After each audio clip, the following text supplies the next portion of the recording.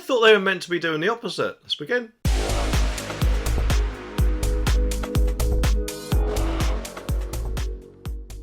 Now obviously today is Valentine's Day, or Single Awareness Day if you don't have a ball and chain around your ankle like I have. But anyway, I went to get her a card yesterday and was a little bit stuck between these two on which one to get her. So to be honest, I used my supreme intelligence and decided to get the one with words on and do a funny little doodle in the card of the other one. So if you don't see me tomorrow, that is more than likely because I've been killed. But anyway, hopefully she'll see the funny side, but if not, me and the couch will be spending a lovely cosy night together again. But then hopefully she might end up even finding it funny. I mean, stranger things have happened. So it's worth clicking that subscribe button down there just to make sure I'm not dead tomorrow. But anyway, the article says that some motor experts are warning that the introduction of EV tax will lessen the appeal of electric cars and could cause some real issues. Jeremy Hunt's plan, who may or may not spell his name with a silent C, could also particularly harm those who are looking to purchase an EV ahead of the 2030 ban on the sales of new petrol and diesel cars.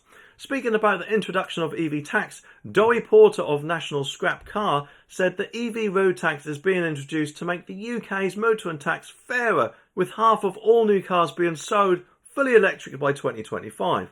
The change means that those buying a new zero-emissions car on or after April 1st, 2025, pretty apt that date, isn't it, for buying an electric car, but anyway, will have to pay the lowest first-year rate of vehicle exercise duty at £10 a year.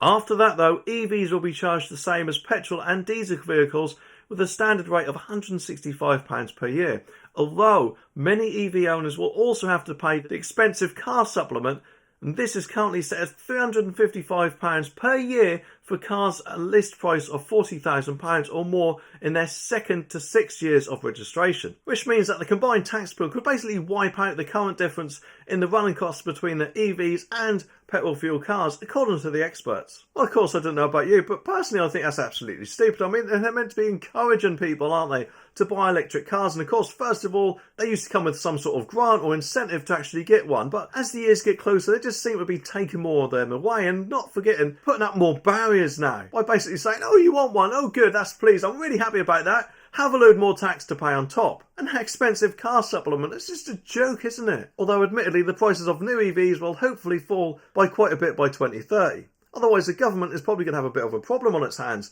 especially considering the current cost of living crisis and electric prices that seem to be going just one way at the moment, don't they? And that's not a good way either. Petrol has started falling a little bit as far as I'm aware at the current date of recording. But that deadline 2030 is only 7 years away, isn't it? Which may sound like a lot, but that will soon go. So if anything, they should be trying to tempt us more, not trying to inconvenience us more. That's just stupid. Miss Potter added, along with major issues with the charging infrastructure across the UK, and now with the additional costs of taxing these vehicles too, the appeal of switching to electric will be lessened for the general public, who are currently in the midst of a cost of living crisis, of course, as I was just saying. The introduction of increased running costs and incentives being scrapped, as well as high energy bills, are starting to dull the advertising of going electric, making EVs less appealing for many. And Miss Potter's claims are supported by recent research carried out by Compare the Market. Mind you though, the only people who probably make sense to get one is an MP, because in this video it appears they can actually get away with things being wiped out that the rest of us are forced to pay. Anyway, subscribe for more and I'll see you in the next one, hopefully.